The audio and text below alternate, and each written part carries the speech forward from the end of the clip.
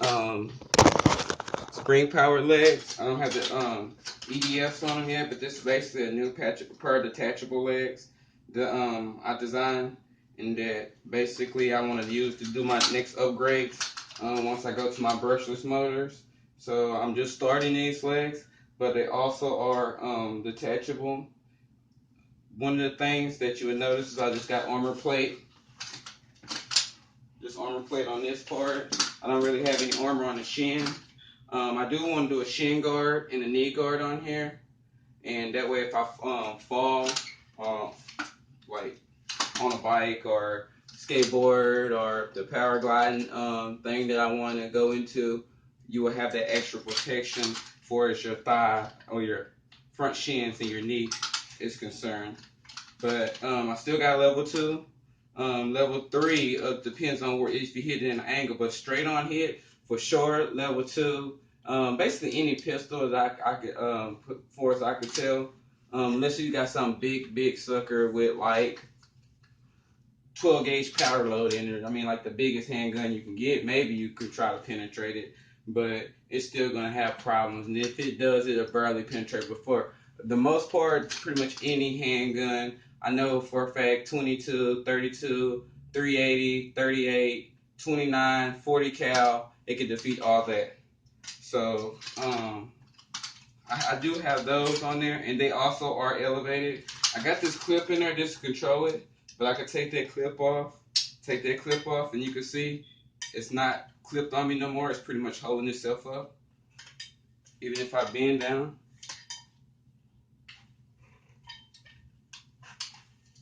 right there. As long as I keep it in a lateral straight up position. Once it starts to tilt, the weight of the plate counts to start reacting to the spring, but it's only at a certain degree. Once it bends so far, it's actually picking up the plate too, and then anything past that is basically positive feedback to my body. Like especially if I'm going in a squatting position, like right here in this position, I can actually feel the springs trying to push me back up. Right there is where they actually is now fighting the plates. But once I get past that and I go on down, which that's still a pretty good amount going down, the spring is actually pushing me back up. Clip that in just for 1 second. Um, Also, I wanted to integrate the 5-way harness in that, and that's another reason why I ain't got the front thigh plates on that. Because the 5-way harness for a paraglider, it actually wraps around your leg, and then it comes up, and it's basically a strap on the top of your thigh on each thigh, and actually holds your leg in a riding position like that. Once you get up in the air, and it's like more of a seating arrangement. So that's another reason why I ain't got any front thigh plates on this model here. It's just more of the side protection.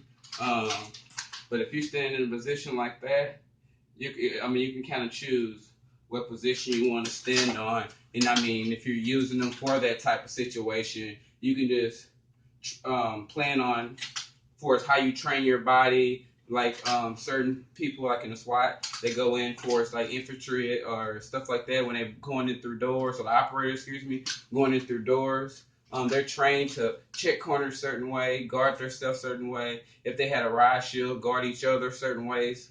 But for that train of thought, where I'm saying if you're going in a breach situation, say if you're an operator, you can go one leg forward, turn your foot in the side position, expose the plate, and you have striking area. Instead of coming in straight on, you can kind of come in sideways, and that'll help you for the actual still have this protection being a good thing for you. Like I said, gauging the person in the head to head. That's basically what I'm saying. For you gauging the person in the head to head, you can come in the side position. Like I said, exposing the plate, and it's hitting it instead of the front of your thigh. It's hitting the side of your thigh where your armor is.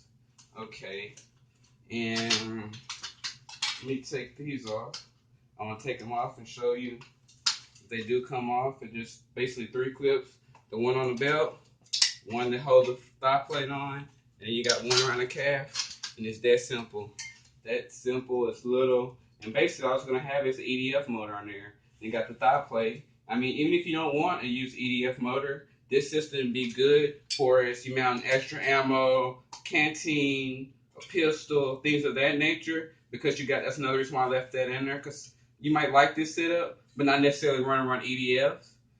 You can just mount your pistol here. And not only will you not feel the weight of your pistol, you won't feel the weight of the plate or the ammo. It's all transferred laterally through the spring, through this plate, through the spring, down to the next beam that's around in my shin area, excuse me, and basically to my boots and completed transfer to the ground. So that's a good thing. And I'm taking that off right now. And it's just simple. And it's, like I said, got some good spring action going to it. Good spring action. Like I said, I really don't want to put no armor plate, shin plate down here. What I want to do is experiment for us with different plastics like PVC, polyurethane, depending on what I come across. But right now, probably what I can afford is a thick PVC, and I'm going to cut a shin plate out of the PVC plastic so it'll still be light, and then do the same style shin plate on my actual armor, but with PVC with a knee pad. So that'll keep this light, and then still give you some protection for the door ruggability, for you're hitting rocks, barbed wires, falling on your knees, things of that nature. Take this other one off. Like I said, it's light, super light. That's a good thing. That's right there. It's gonna not only, like I said, it's gonna, when I put the plastic piece on there, the knee guard not only help protect your knee for its rugged ability. As you go up, it's gonna give you that side protection on your thigh. And like I said, if you want to come in sideways, you can expose that thigh and kind of turn this way as you reach, and that's gonna actually, like I said, expose this plate, giving you still complete thigh protection, even though you ain't got the full thigh protection. You just gotta, if you can, keep your eye on whoever the combatant is that you're fighting, and try to keep their training sight in an area to where you're most protected. So you know your vulnerabilities in your armor. You want to turn your body towards the intended target or the enemy that's shooting at you in a manner to where if they're shooting at you and it's striking your body armor, that you get deflection angles too also. That's a good thing too. You might want to work on your deflection angle, do practicing like that. It's not good to come in straight like this. You always want to come in sideways. Even with a chest and back plate, that's why it's good to have a side plate, because you come in sideways. When you raise your arm up, it's exposed right there. You got the side plate. It's going to hit that kind of head on. But with the curved side plates I got, it'll still be deflected. But most of all, as it's hitting the chest, you got more. It's not hitting it straight on like this. It's coming in at an angle. So for it trying to penetrate, depending on your armor, mine's like 2-3 inches thick in some places. So instead of it going to 2 to 3 inches of armor, now if it actually breach coming in at that angle, it's more with the deflection angle. If it starts to penetrate, it's like more like 3 to 5 inches, depending on the angle of the projectile. And then at that angle, it might not even if it do breach, it still might come out under the pad and maybe scrape your skin. It's just depending on the projectile and how it's coming in. Okay. Now what I'm going to do is put these jet legs back on. Because what I did is also, and I did it before I made those legs, so I made sure when I put those legs on too, that it'll fit the boot correctly. Is I put an extra bolt in these in my connector on my boot, and it raised it up for its position where the legs settle, because it was actually hitting the back just a tad. So I put that bolt in there, not even like what, a quarter inch up, like more like 3/16 of an inch up, just so it'll stop that right here, my thicker tooth that goes over it from settling so far down. And that helped out a lot too, for as it hitting right there in that area. And that was actually the last thing down there besides me moving that bolt on that clip. And let me throw these on.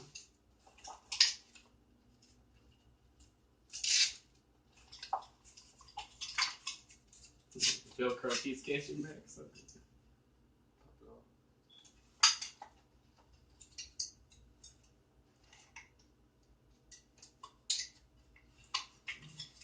sit there and be a lot easier.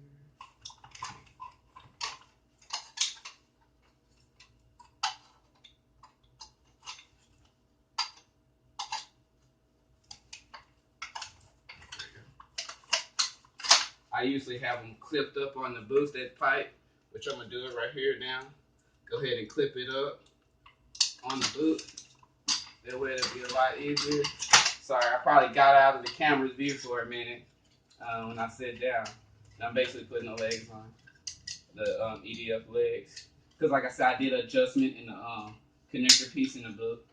I want to see how it feels. It's actually the first time I put it on since I did the connection. So you're going to see the result at the same time. I'll see the result basically. Despite the delay of me posting the video, but in general.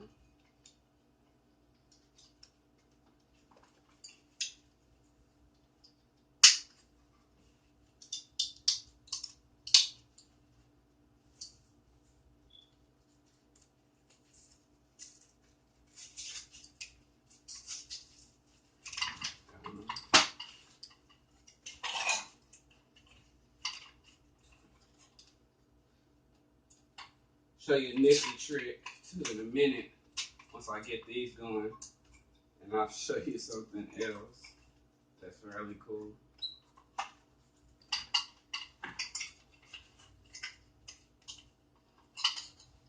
I tell you. And I'm just thinking in my head that I could actually wear either one of these legs. If I want to wear one EDF leg, I can. It kind of be throwing your system out of balance. It just depends on if I put EDF on the other leg and each and what other features. It may include features that these legs don't have. But I could actually mismatch the legs that, with the boots, the way I got it set up. And for these legs, I didn't take the clips off of the upper armor piece yet, but I actually gonna put the clips to hold these legs up that's off of that belt that's on the actual armor on here. I don't like the fixed joint stuff or the fixed hip thing, so I go with the springs and the clips. On my videos, you have seen that I have used fixed hips, 3-axis fixed hips in fact. You have seen me in my videos do a combination of fixed knee and spring knee and just straight spring knee. Actually like 2 combinations. If you go back far enough in my videos, if you go to my YouTube videos, you can see that. But I found that the spring, that the only fixed joint that I like, be honest about it, and that works pretty good, and it's only because I can, because I got them detachable and it slides. It's the ankle joint with the 2 axles, bending forward, back, left, and right, and being able to slide out of that detached area. It's what gives me that it slides back and forth just a tad enough, so it gives for it's limiting my flexibility. Before it's the knee, I mean the knee it just bends in so many angles. You gotta bend it back, forward, then your top around your thigh. Above that hinge part's got to tilt left and right, but stop, not go too far. And the same below the hinge knee, it's got to turn like towards you twisting your foot or like twisting something in the ground. It's got to twist that in that manner. So it's got to do a lot of different things, and it's very demanding for the knee joint. And I can elevate armor, and I can elevate the top piece to an extent. But once you start putting the low force of springs, they're good for flexibility and it's good for taking some load. I just don't want to put for each leg no more than a 50-pound load on there. Then you start trying to over max the system and compromising the system. I do have fixed joints that I do want to work on, but I just got to get the money to do it. And they do twist in 2 different areas, but have full range of motion for us bending the knee back and forth. So I got these on. Just wanted to show you I put them on. And yeah, they're not binding like they were, so that's good. I'm liking that.